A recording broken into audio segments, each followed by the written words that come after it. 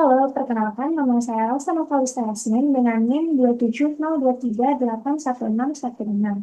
Saya akan mempresentasikan terkait dengan Project Based Learning dengan judul Analisis Dampak Ekonomi terhadap Kesenjangan Akses Pendidikan Tinggi yang terkait dengan SDG nomor 10. Untuk outline yang akan saya presentasikan adalah satu latar belakang, dua rumusan masalah, tiga hasil temuan, empat solusi, lima kesimpulan, dan enam refleksi pribadi. Untuk latar belakang pada penelitian saya kali ini, pendidikan itu merupakan pilar utama kemajuan suatu bangsa. Dalam konteks global, Perserikatan Bangsa-Bangsa melalui SDG nomor 10 secara khusus menekankan pentingnya untuk mengurangi ketimpangan termasuk dalam akses pendidikan.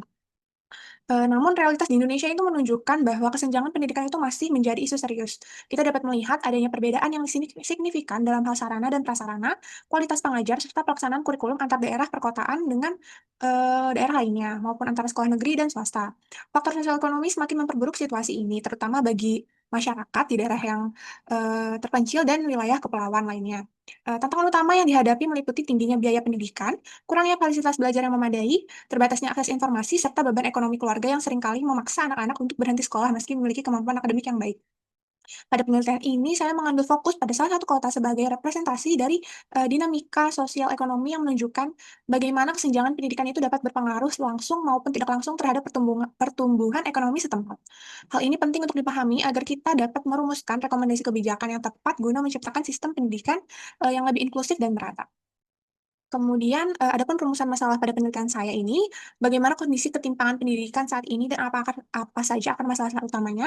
Kemudian apa saja hambatan yang dihadapi oleh siswa dari latar belakang kurang beruntung dalam mengakses pendidikan yang berkualitas. Kemudian kebijakan atau program apa saja yang efektif dalam mengatasi ketimpangan pendidikan serta contoh keberhasilan atau kegagalan yang dapat dipelajari. Kemudian untuk hasil temuannya itu, dapat dianalisis bahwa kondisi ekonomi keluarga itu menjadi hambatan utama dalam mengakses pendidikan tertinggi. Narasumber saya itu menjelaskan bahwa kondisi ekonomi keluarga berperan sebagai pintu gerbang utama yang menentukan apakah siswa itu dapat melanjutkan ke jenjang yang lebih tinggi. Kendala ekonomi yang dihadapi itu bersifat multi aspek melalui biaya pendaftaran, tes maupun UKT. Meski biaya pendidikan di PTN relatif murah, masih perlu adanya biaya hidup sehari-hari, serta kurangnya akses informasi tentang beasiswa dan fasilitas internet.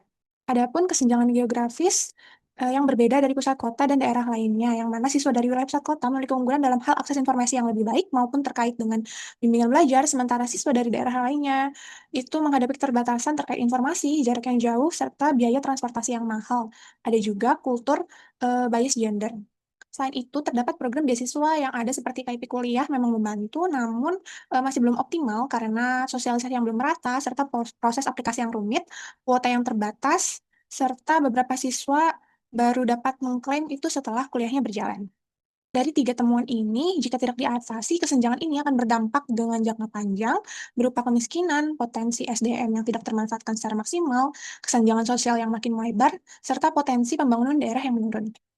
Adapun solusi yang ditemukan yaitu terkait dengan sistem informasi dan akses berupa platform terpusat terkait informasi beasiswa untuk semua kalangan, kemudian program bimbingan gratis PTN di berbagai kota, bantuan fasilitas gratis berupa laptop dan internet gratis terutama di daerah-daerah yang masih sulit mengakses. Kemudian ada fleksibilitas pembayaran terkait dengan sistem cicilan UKT bunga rendah atau tanpa bunga, program satu sekolah satu universitas untuk jalur beasiswa khusus, kemudian ada pendampingan dan dukungan serta yang mana itu merupakan konseling intensif dari guru BK untuk siswa yang kurang mampu untuk mendapatkan program kuliah sambil kerja terstruktur, serta sosialisasi pentingnya pendidikan tinggi kepada orang tua.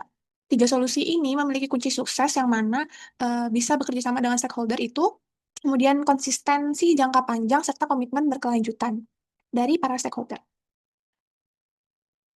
Adapun dari hasil wawancara dan analisis yang telah dilakukan, dapat disimpulkan bahwa kondisi ekonomi keluarga masih menjadi pintu gerbang utama yang menentukan akses seseorang terhadap pendidikan tinggi. Kemudian kesenjangan geografis antara pusat kota dan daerah lainnya turut memperparah ketimpangan ini, serta program beasiswa yang ada belum optimal dalam menjangkau sasaran yang tepat. Untuk mengatasi masalah tersebut, kami merekomendasikan solusi strategis berupa pengembangan sistem informasi terpusat dan pemerataan bimbingan, implementasi fleksibilitas pembayaran dengan kemitraan yang strategis, kemudian pembimbingan intensif dan dukungan berkelanjutan. Selain itu, untuk urgensi penanganan masalah ini tidak dapat kita abaikan, karena tanpa tindakan yang segera dan terkoordinasi itu, kita akan menghadapi kemiskinan lintas generasi, di mana bisa kehilangan potensi sumber daya manusia yang berkualitas yang pada akhirnya akan menghambat pembangunan ekonomi daerah.